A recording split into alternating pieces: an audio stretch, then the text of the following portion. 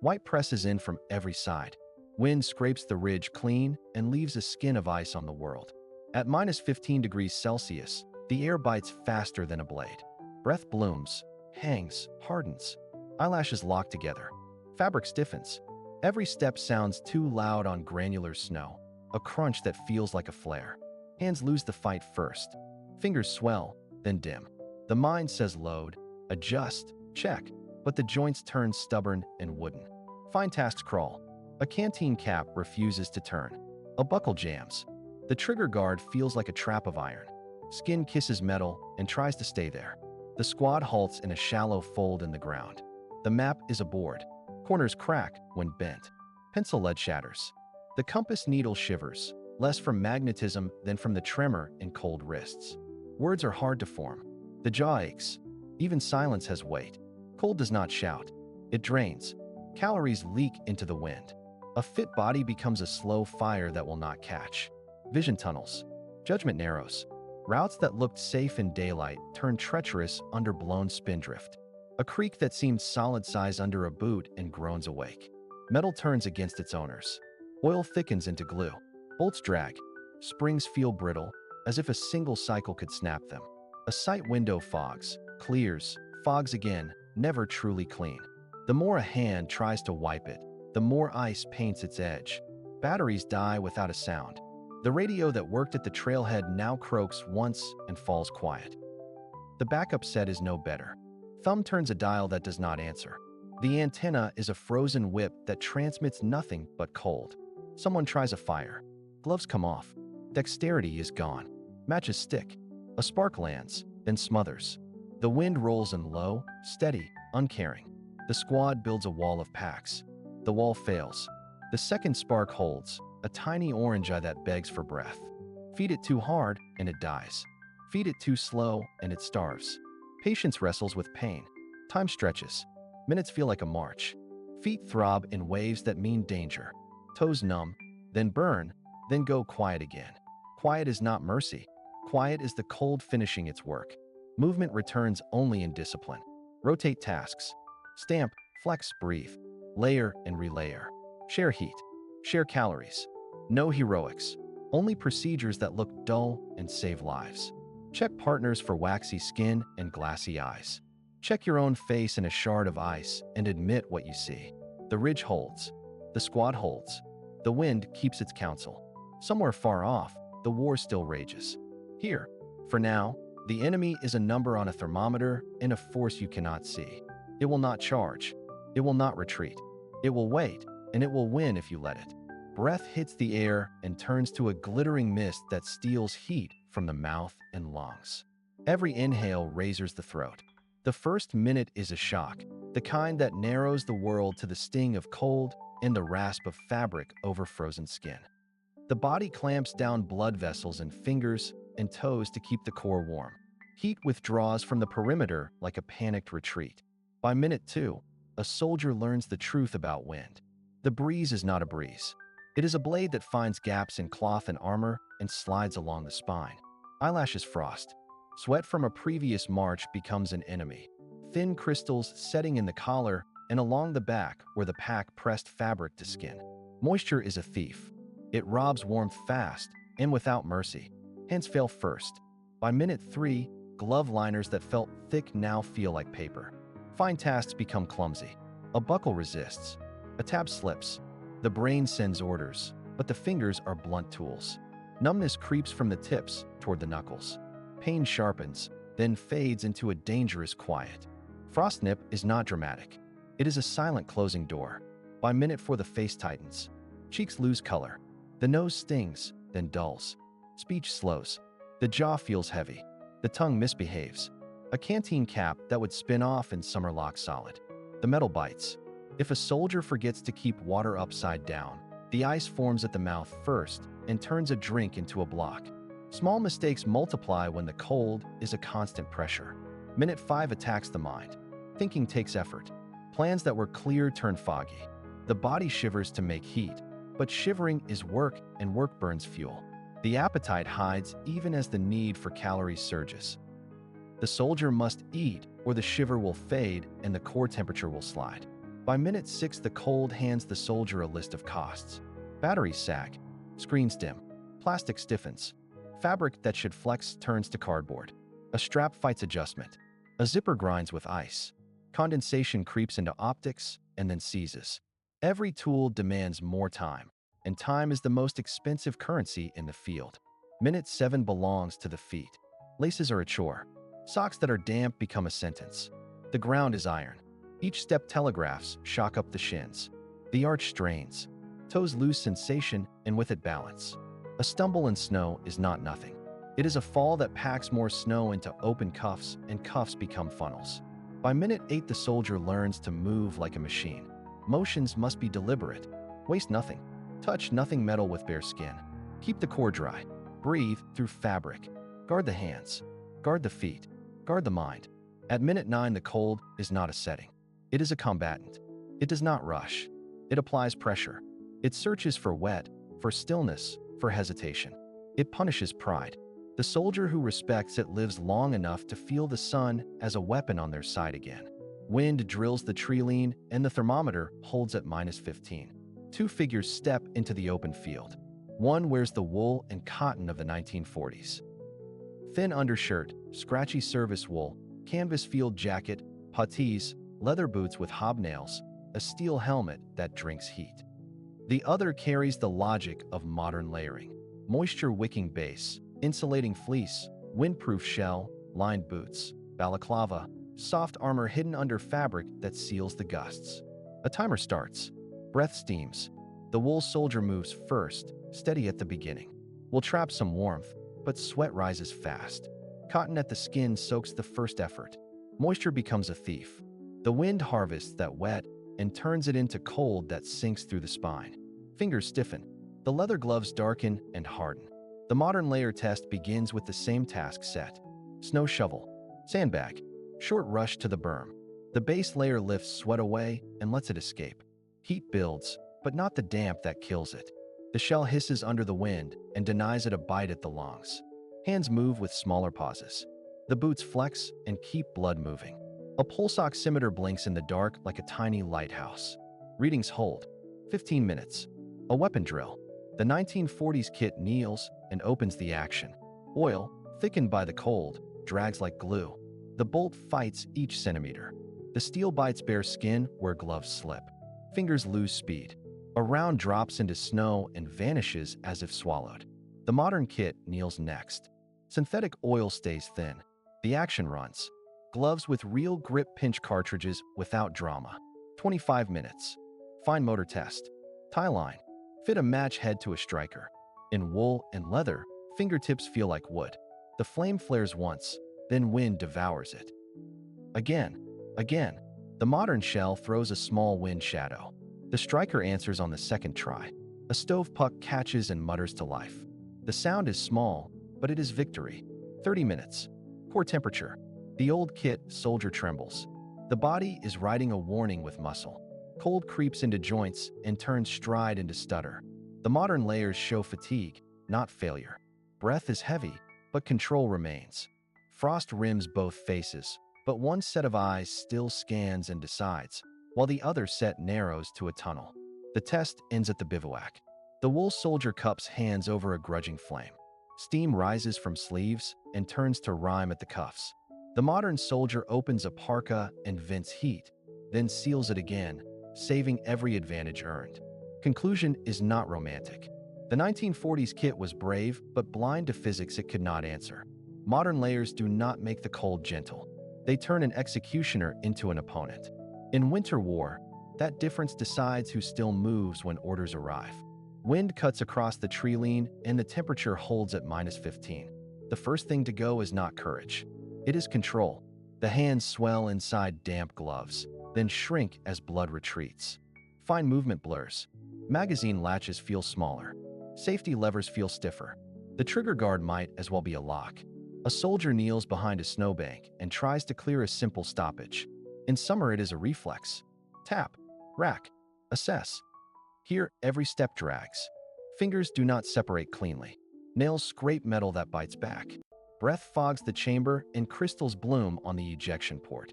He knows he must keep breathing away from the weapon, but stress wins small battles before the big one has begun. Nerves slow their messages. The glove liner catches on a sight post. The mitt is warmer, but clumsy. The glove is precise, but not warm enough. He swaps between them again and again, losing seconds that do not return. The cold turns seconds into casualties. Trigger control is no longer a pressure curve. It is an argument between numb tissue and a steel bow chilled to the bone. The finger cannot feel the wall. It either slaps or freezes. Shots string low and right. The group opens like a wound. He knows the lesson from instructors. Warm hands are accuracy. Accuracy is survival. Pain arrives late, which is the danger. The fingertips yellow, then turn waxy white. That is frostnip. It lies. It promises that numb means fine. Then the ache rises, deep and convincing, a hammer under the nails. He pushes fingers into armpits for 60 slow breaths. Rewarming stings like electricity. He can either ride it or lose the hand for the next hour. He switches tasks. Buddy check. He looks at another man's hands. Pale, rigid, slow to obey. They trade heat with a chemical pack. They swap positions so movement can pump blood through the wrists. They rehearse drills not for speed, but for certainty. Count rounds by touch. Strip a frozen magazine with the palm, not the fingertips. Keep a dry cloth for the bolt face. Never breathe on metal. Never lick a split lip. The cold attacks the mind through the hands. When you cannot trust your grip, you begin to hesitate.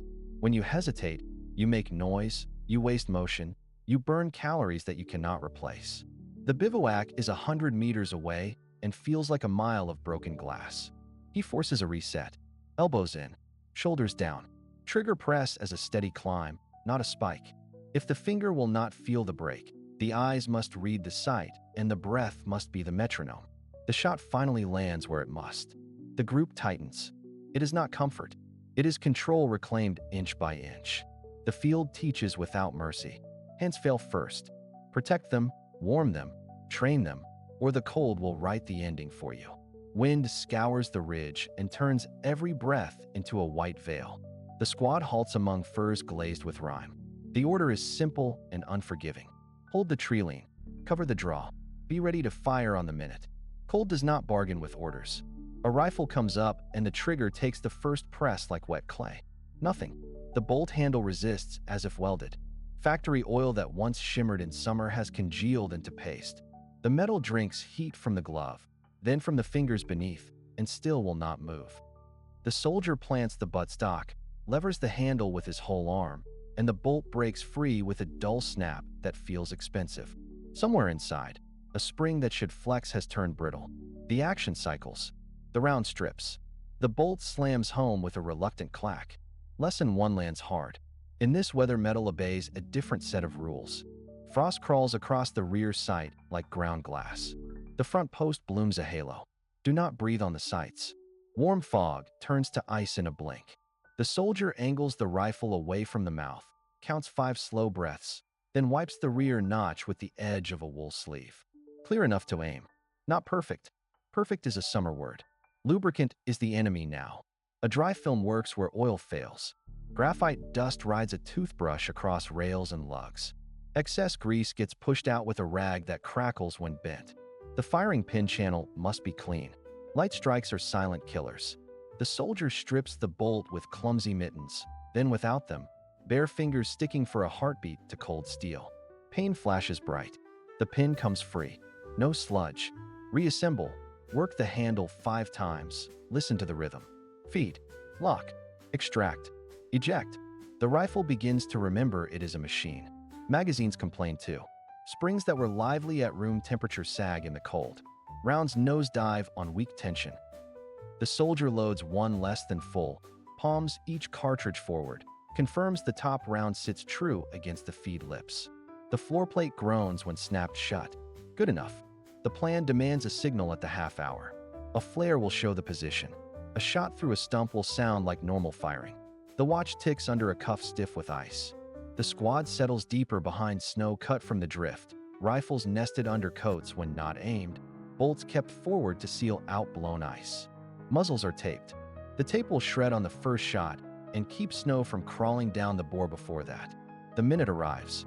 The soldier sees shapes move in the draw, small and dark and quick against the pale. Gloves come off. Skin on metal. The sight picture wobbles through shimmer. A last breath goes out to the side. The trigger takes pressure, and the break is clean and sudden. Recoil is sharp and honest. The bolt runs. The case leaps. The second shot follows before the first echo dies. Cold still rules the ridge, but the rifle works. It works because it was taught again in the language of winter. Keep it dry. Keep it close. Do not feed it your breath. Trade comfort for function. Accept pain for certainty. The soldier watches the draw collapse into stillness and feels heat return, slow and mean, one heartbeat at a time. The timer begins at -15 Celsius. Breath hangs in the air like chalk dust. A rifle rests on a sandbag. A machine gun waits on a bipod. Both were cleaned the night before in a warm room. Both were oiled according to different eras. The older rifle carries period grease along the bolt lugs and rails. The modern gun carries a thin layer of low-temperature synthetic oil. The crew steps back. Cameras roll. The safety officer nods. First attempt. The rifle bolt is driven forward. It stops short with a dull, rubbery feel. The handle lifts again, then down harder.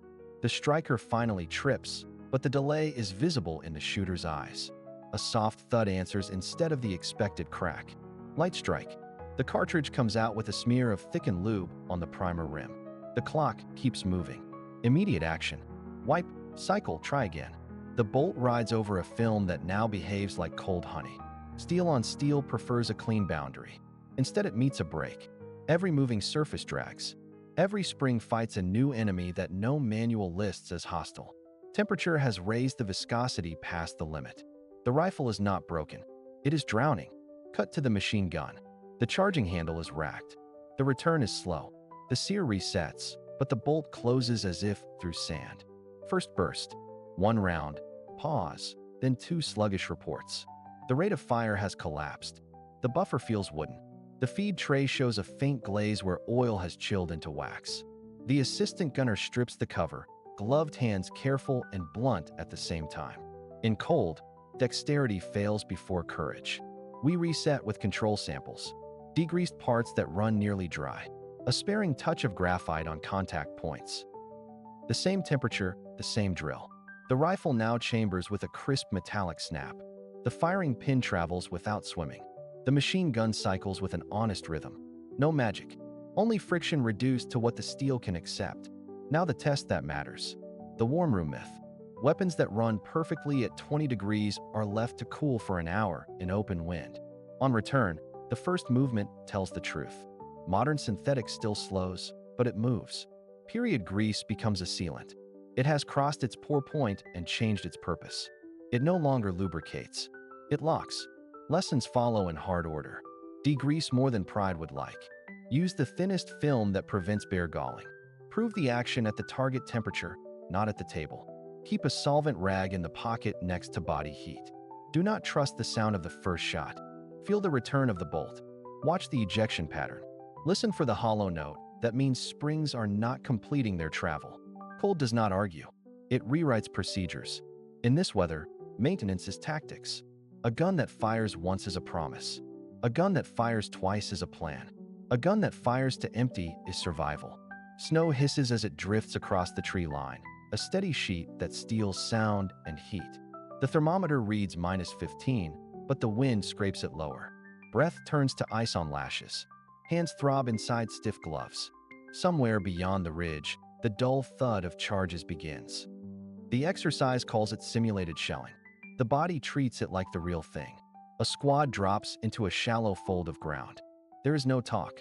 Every second, without fire, drains strength.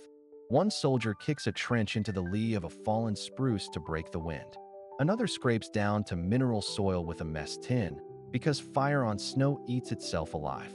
The team lead parcels tasks with hand signs. Security, tinder, kindling, heat source. Cold wood is dead weight unless it is honest dry. Knives bite into a wrist-thick branch to shave feather curls, pale as straw. A hatchet frees the dry heartwood inside a split log. Pockets yield a cotton pad matted with petroleum jelly. Someone has birch bark from earlier reconnaissance, rolled and kept inside a jacket to stay warm. It smells of resin and hope. The next thud is closer. Snow dust lifts. Shoulders hunch, but the work does not stop. A striker kisses a ferro rod. Sparks arc and gutter in the wind. The cotton takes a spark and flares, then falters. Hands close around it, cupped to make a human lantern. Breath feeds the ember. Thin curls of wood lay over it, like ribs on a long. Do not smother. Do not panic. Heat wants a path. Another impact. The fallen spruce sheds a white cloud. A sentry taps a shoulder and points. Time is pressure now. A compact fuel tab comes out, scored and have to save inventory. It slides under the feather bundle. The striker throws again, longer this time, the wrist a metronome. Flame walks across the cotton, licks the tab, becomes blue, then yellow. It holds. Kindling stacks in a T that barely rises above the trench lip. A larger piece bridges the top to throw sparks downward. This is a low signature fire, built for heat, not light. Wet sleeve steam. Gloves off, gloves on, rhythm set by pain and need. Metal canteens ride near the heat. Lids crack to keep ice from welding them shut. A cup of snow becomes a mouthful of water in slow motion. The shelling rhythm accelerates. The team compresses around the trench, backs to the windbreak, rifles wedged safe. One soldier fans the fire with a folded map, careful not to lift sparks into the night. Another needs a ration bar until it softens, then breaks it into pieces that taste like sawdust and salvation. A medic watches faces and fingers, counting color and tremor. The first real warmth arrives as something felt rather than seen. It loosens jaws, returns precision to fingertips, divides thought from panic. Weapon bolts cycle and stay free. A lighter oil waits in a breast pocket, thin enough to survive the cold. It kisses a rag and a bolt carrier with a whisper. Discipline returns. The charges stop. Snow falls in delicate silence. The blaze is no bigger than a helmet, but it is a boundary line. On one side is cold that owns you. On the other is a fire you fought for with skill, coordination, and nerve. The lesson is brutal and simple. Under pressure, heat is a tactic. Fire is not a comfort. Fire is a decision you make, and then keep making until you win. Snow grinds under boots and the wind arrives like a blade, stealing heat in seconds. This is the hour when a unit either knows how to build a knight or pays for ignorance with fingers and thought. The ground is iron, the air is dry and merciless, and every movement has a cost. Start with site selection. Do not stop on a ridge where wind scours and exposes. Do not sink into the low ground where cold air pools and moisture gathers. Choose a lee slope with natural cover, enough distance from timber that might snap under ice load, close enough to fuel and concealment to work fast. Shelter means structure before comfort. Snow is material, not just enemy. Kick a trench down to mineral soil if you can, or pack snow into hard blocks and raise a wall on the windward arc lash poles. Stretch a tarp or a poncho line with a steady apex, and drop the edge to the wind like a shield. Lower is warmer. Tight is warmer. Every flap and gap is a doorway for convective loss. Secure lines low so gusts cannot pluck them.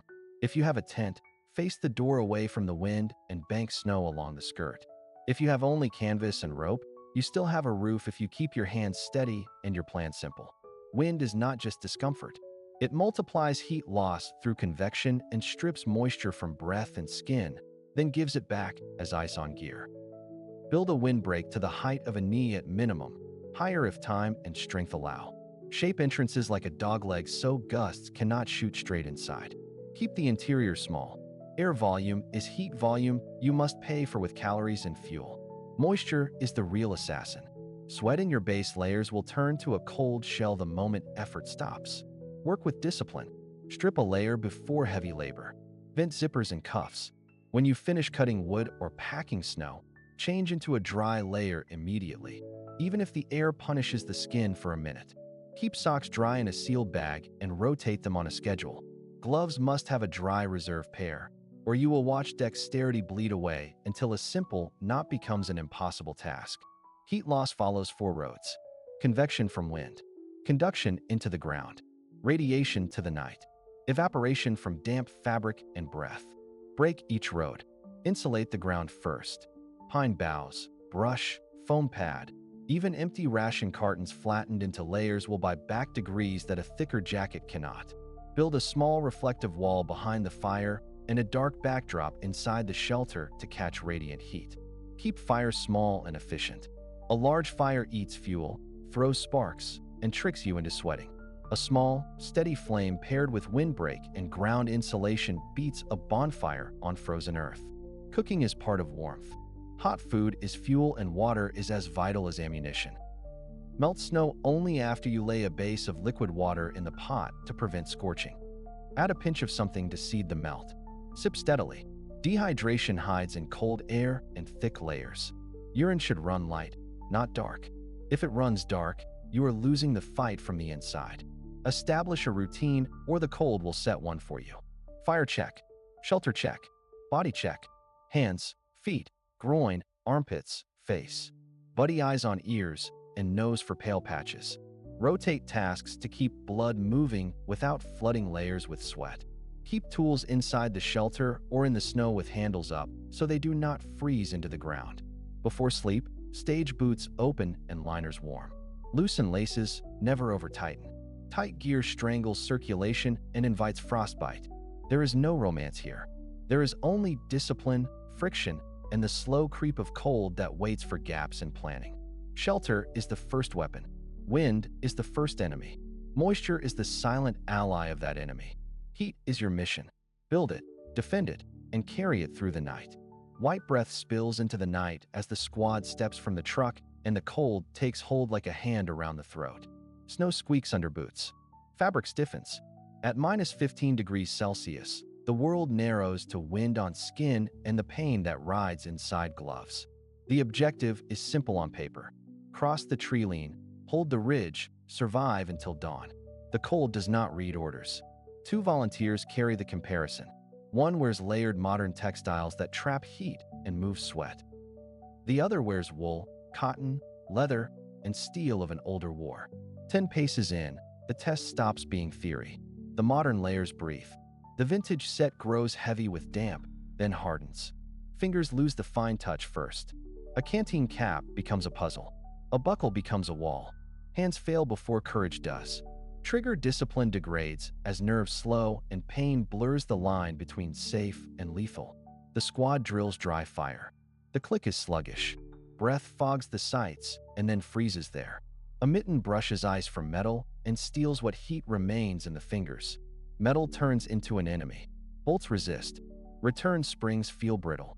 A sight post gleams with a skim of ice. The armorer lays out a plan on the snow. Work slow. Keep parts in cloth. Warm steel against the body. Accept that every operation costs body heat you will not get back. Oil tells the truth. The wrong lubricant becomes glue. The right one is thin and unforgiving to skin. The squad rubs actions with sparing drops, then cycles them until motion returns. Every drop is a promise that might fail when the wind rises again. The mock bombardment begins. Charges thump in the forest, close enough to shake snow from limbs. Under that pressure, the squad must light a fire. The lesson is not romance. The lesson is speed. One cuts dead twigs, one shields the match from the gust, one feeds tinder, one watches for light discipline. The first flame gutters. The second holds. The fire is small, hard, and alive. Shelter is a geometry problem. Wind eats heat faster than any enemy. The bivouac goes up behind a fold in the ground. Fabric faces away from the gusts. Snow walls grow where the drift is kind. Moisture is the quiet killer. Wet wool is a verdict. The squad strips what can be dried and hangs it near the ember line. Pride has no place here. Only procedure. Calories or collapse. Rations, fat, and fueling the furnace lost now the body becomes a stove. Without fuel the mind turns slow and hope turns brittle. Fat is heat. Carbohydrates are speed. Protein is repair. The squad eats what the era allows. Hard biscuit, tin meat, chocolate that snaps like glass. Hot broth brings hands back from the edge. There is no feast. There is only the math of survival. Feet decide the march. Socks rotate like ammunition. Skin is checked by touch and by smell. Numbness is not a sign of toughness.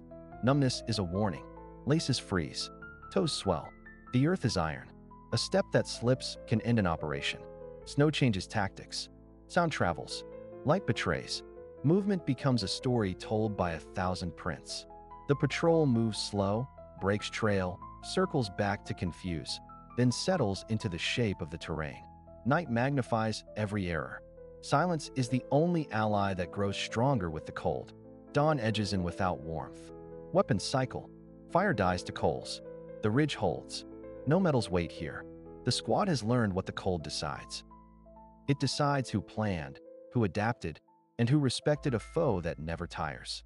The report will list distances and times, but the truth is simpler. In winter, the strongest weapon is discipline, and the strongest enemy is the loss of heat. Marching begins before the first step. At -15, every choice about feet is survival, not comfort. The platoon halts in the tree line, laces checked, socks layered dry on dry. No wrinkles, no loose heel that will blister into a game ender by midday. Boots are brushed free of ice, gaiters sealed. Grease goes on skin where seams rub. Foot powder guards against sweat turning to ice. No one argues. They all know the clock that trench foot keeps. They step out onto crusted snow that sometimes holds and sometimes collapses. Each break strains ankles and twists knees. The frozen ground booms under weight like a drum, broadcasting movement down the draw. Pace changes to a slow, deliberate glide, heel down soft, toe testing. Silence is a tactic. The cold punishes noise with attention. After 40 minutes, the first warning signs arrive. Toes sting, then go silent. Numb is not relief, it is a siren. The lead pair signals a short halt. No one sits. Sitting steals heat. Boots are loosened slightly to restore blood flow without letting the socks swim. Insoles are shaken free of frost. A dry pair of socks in a chest pocket, warmed by the body, is now worth more than ammunition. The wet pair steams briefly and stiffens as it freezes, folded and stowed to thaw later inside a jacket. They move again. A creek crossing is a trap. The ice looks solid until it is not, and the penalty is a boot filled with black water that turns a foot into meat within an hour. The crossing is probed with a pole. Men step on deadfall branches laid like ribs. On the far bank, each boot is kicked against a trunk to shatter the ice shell. The soldier who slipped goes to the middle of the file, guarded by eyes that watch for stumbling. If the foot loses color, he will be pulled out whether he accepts it or not. By the second hour, sweat is the enemy. Overdressed men are wet men, and wet men are casualties. Layers vented, cuffs opened, tempo managed by the cold. The snow hides ruts that wrench ankles. Every misstep means more friction, more heat, more damp. The corporal calls a foot check and cover. Socks off, soles inspected. Skin that is white and waxy gets warmed with a bare hand in an armpit. Skin that is gray and hard means frostbite is starting its quiet work. No one is proud. Pride does not bring back toes. Trench foot is patient and cruel. It does not need freezing, only cold and damp in time. Hours become damage. Blood vessels clamp down, nerves misfire, tissue starves. The prevention is discipline. Rotate socks. Keep feet moving inside boots. Stamp gently, not wildly. Never sleep in wet socks. Elevate when halted. Dry when you can, not when you want to. The ground steepens. Kicks form steps in the drift, each a cost paid from the calves. The platoon breathes in clouds. Rifles are kept clear of snow, but it is the feet that decide fate. One man with blistered heels will slow 10. One man with a numb foot will misjudge a step and tumble a squad. The mission shrinks to the rectangle of a boot's sole and the thin warmth inside it. At last, the ridgeline. A wind that flays skin. Positions are scraped into iron dirt that refuses the shovel. The day is not won yet. Dry socks again. Boots loosened for a minute, then retied. A candle in a kin warms nothing but morale, yet morale warms decisions, and decisions keep feet intact. Night will demand another march. Those who still feel their toes will make it. Those who ignored the small pains will learn what cold decides. Cold makes every mistake louder. At -15, snow crust shatters under a careless heel and carries far across the frozen treeline. The patrol moves in staggered file along a shallow draw, men spaced at 5 meters, each step placed in the leader's print to cut noise. Webbing is taped, buckles wrapped, bayonets lashed tight. Metal on metal is death at night. Breath steams into white flags, so they angle chins down and breathe through cloth to keep the plume low. Movement rides the wind. When the gust rises through the pines, they move. When it dies, they freeze. Knees bend, weight settles, no leather creak, no sling rattle. The point man tests each step with the outside edge of the boot. rolling forward, listening for the telltale squeal of dry snow. The second counts paces on beads and drifts the formation gently left to hold the azimuth. Red filters are hooded by the palm for a 3-second map glance, then darkness returns. Watches are taped to kill shine. Faces are rubbed with soot from the last fire to break the pale mask of skin. Visibility is a trick of angles. They avoid sky lining on ridges and crawl the shadow side of a low stone wall, using snow drifts as cover. The moon lifts and turns the field into hard glass. White smocks flatten their shape, but it is posture that keeps them unseen. They become rocks when the field is open, saplings when the path narrows, stumps when the flare cracks overhead. Flare drill is automatic. Faces down. One knee. Rifles angled into the snow to hide reflections. Count to 8. Move only when the light fades. Sound discipline shapes tactics. Hand signals replace speech. Halt, listen, move. Each halt is 60 seconds of absolute silence. Far to the east, a truck changes gears and echoes along the river ice. Closer, a branch pops under weight not their own. The rear man marks a potential flank with a slow glove point and a squeeze on the shoulder ahead. The file folds into a shallow chevron, fields of fire adjusted by tiny shifts of barrel. Night is not cover. Night is a battlefield itself. They route through a frozen creek to mask tracks, stepping on exposed stones to cut the sign. A snow bridge groans. The point tests with the muzzle and detours. Every decision is a trade. Speed bleeds security. Silence beats speed. The objective is the ridge and the listening post beyond it. Recon, not glory. They pass within 50 meters of an enemy picket. Frost crystals drift on their sleeves like ground glass. No one turns ahead. The wind rises. They move. The wind arrives first. It slides under collars, climbs sleeves, and drains heat with a steady patience that outlasts courage. At -15, breath becomes a metronome of risk. Every inhale stings. Every exhale frosts the edge of vision. The line is quiet, not from calm, but because mouths refuse to waste warmth on words. Movement slows because hands fail first. Fingers that once set fuses and tied knots now argue with buckles. A trigger feels distant, as if it belongs to someone else. The brain keeps issuing orders that the body cannot execute. Time lengthens. Small tasks consume minutes that the enemy can spend. Metal declares its own battle. Springs lose life. Oil thickens into drag. Sights bloom with ice. A clean mechanism becomes a grinding puzzle. The lesson is not about heroics. It is about margins. Margins shrink in the cold until they cut. Fire is the difference between a position and a tomb. But flame requires dry tinder, patient breath, and hands that can still pinch. Under the murmur of simulated shelling, the team shields a spark with bodies, then feeds it like a wounded thing. The glow grows, and with it the ability to think. Without heat, planning is poetry. With heat, planning is work. Calories turn into ammunition. Fat and sugar are no longer comfort. They are fuel lines to the core. A soldier who eats late pays early in shivers and mistakes. Water hides in ice, and thirst disguises itself as fatigue. Leaders watch faces for the slow blink, the fixed stare, the stumble that says the cold owns another share of the unit. Tactics bend to the snow. Sound carries farther. Footprints confess routes. Night grants cover, but steals dexterity. The safe plan is the one with fewer exposed hands, fewer metal tasks, fewer minutes stationary. Speed is survival, but only the kind measured in efficient motions, not in reckless distance. In the morning, the ground answers. Boots freeze stiff. Straps bite. A man stands and feels age land on his back. And yet the unit moves. Not because of slogans, but because the enemy suffers the same math. Victory in this weather belongs to whoever spends less life on each step. The cold does not break lines with drama. It erodes them. The side that learns faster keeps a line to hold.